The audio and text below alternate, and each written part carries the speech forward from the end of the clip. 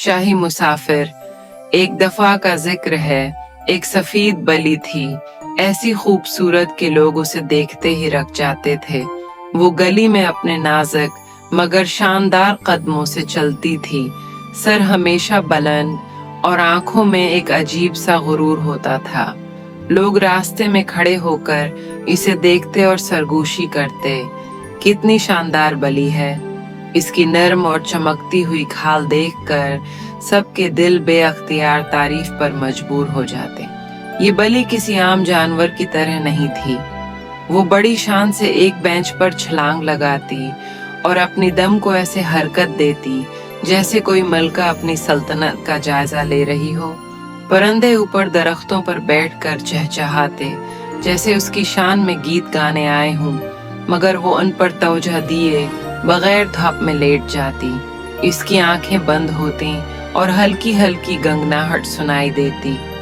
अचानक एक छोटा सा बच्चा डरते डरते और शौक से भरा उसके करीब आया। बच्चा झुझक के साथ हाथ बढ़ा रहा था और फिर बलि ने अपना नरम गाल बच्चे के हाथ से लगा दिया। उसकी आंखों में नरमी और मोहब्बत थी।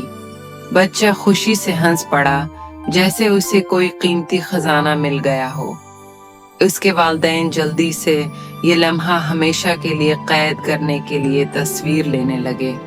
ये तो वाकई बलियों की मलका है, वो हैरत से कहने लगे।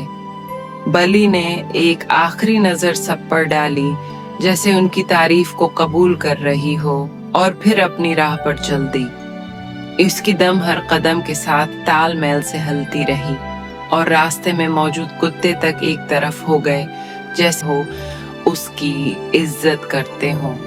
ये सफेद बिल्ली वाकई एक शाही मुसाफिर थी और जहां से गुजरती लोगों के दिलों में अपना निशान छोड़ जाती।